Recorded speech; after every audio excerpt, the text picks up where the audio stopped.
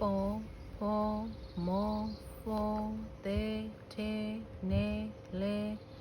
ကဲခဲဟဲကြီးချီရှိကျချရှိရကျချစီဝူနေတရုပ်စာလည်းလွယ်တော့မလွယ်ဘူးနော်ကလေးတွေကပြောနေသမီးလေးကတရုပ်စာခက်တယ်တဲ့ပြောနေကိုရီခုလက်တွေ့ခုမှစပြီးတော့မှတရုတ်ဒီစာရေးသားလေးတွေပေါ့လေခုမှစပြီးလေ့လာတာဒီသမီးလေးကကျမတက်ဆိုင်ညံကောင်းတယ်လို့ပြောရမှာထင်တယ်နော်ငယ်တုန်းကိုတင်တာအဆင်ပြေတော့တယ်ဘာလို့လဲဆိုကြီးမှဆိုရင်တိတ်အဆင်မပြေဘူးဒီရဲ့ဘီ23လုံးလေးကိုမှတ်ဖို့ကိုကျမမှာအတန်ကြီးရရောနေဒါဆိုရင်ဒီ3ခုဆိုရင်လေခုနဆိုသွားတာနည်းနည်းမှားမယ်ထင်တယ်နော်သိတဲ့လူတွေရှိရင်လည်းပြင်ပေးလို့ရပါတယ်ကျမလည်းအခုမှ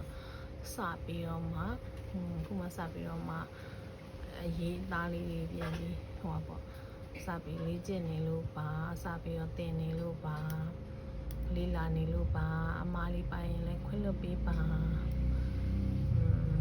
အင်္ဂါသမီးလေးကတရုပ်စာဆိုလုံးဝမလုပ်ချင်ဘူးသူကတရုပ်စာတဲ့ခက်လို့တဲ့သူကပြီးတော့အရင်တော့တရုပ်ကျောင်းမှာလည်းအိမ်စာလေးတွေလုပ်ရလေအိမ်စာလေးတွေကနည်းနည်းများတာပေါ့နော်အဲ့လိုနည်းနည်းများတဲ့ခါကျတော့တိတ်မလုပ်ချင်တော့အခုဆိုရင်သူတရုပ်စာလုပ်ခိုင်းပြီဆိုရင်ဘလို့မှလုပ်ခိုင်းလို့မရဘူးလောလောဆယ်တော့နောက်မှလည်းနည်းနည်းပြန်လုပ်ခိုင်းရမှာပေါ့နော်နောက်တစ်ခါတော့ထပ်ဆိုမယ်နော်ဒါလေးကတော့ဒီ23လုံးတဲ့ဒီ23လုံးလေးရဖို့ရေးကိုကျွန်မမှာခဲရင်းလိုက်တာပေါ့နော်ပေါ်ဖော်မောဖောတဲထဲနေလေကဲခဲဟဲကြီးချီရှိကျချရှိရကျချရှိဤဝူကဲဒီ23လုံးနဲ့အ